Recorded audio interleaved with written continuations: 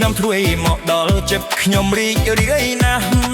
ក្រមុំស្រស់ស្រាយញញស្រស់ស្អាតសក់វែងខ្មៅភ្លឺដូចព្រះច័ន្ទរះសំលៀកបំពាក់សាមយេនតែស្អាតល្អឃើញហើយបេះដូងខ្ញុំលោចមិនឈប់មិនចាំបាច់លាបពណ៌ឲ្យចែងចាំងសម្រស់ធម្មជាតិគឺស្រស់ស្អាតពិតប្រាកដភ្នែកមួយមើលមកបេះដូងខ្ញុំរលាយស្នេហ៍ស្រុកស្រែធ្វើឲ្យខ្ញុំមិនភ្លេចបា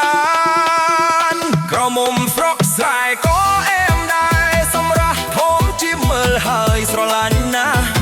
ញញឹមម្ដងចិត្តខ្ញុំហោះហើរចូលឆ្នាំខ្មែររីករាយជាមួយនារីខ្មែរស្អាតអាតណាស់សុភាពរៀបសារស្រស់ដូចផ្ការីកឡំលេងសប្បាយក្រោមពន្លឺភ្លើងឆ្នាំថ្មីនេះស្នេហ៍កើតក្នុងស្រែយើ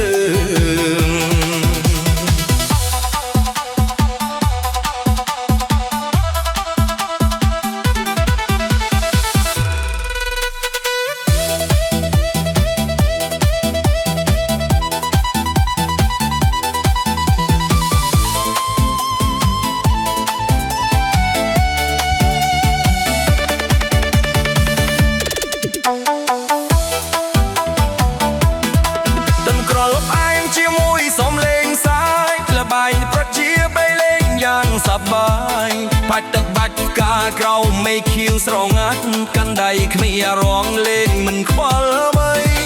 ក្រមុំស្រុកស្រែស្មោកត្រង់ណាស់បេះដូងស្អាតដូចមេឃក្រោយព្រៀងមើលមុខនាងហើយចង់ប្រាប់ពីមួយឆ្នាំថ្មីនេះសូមធ្វើជាគូពិត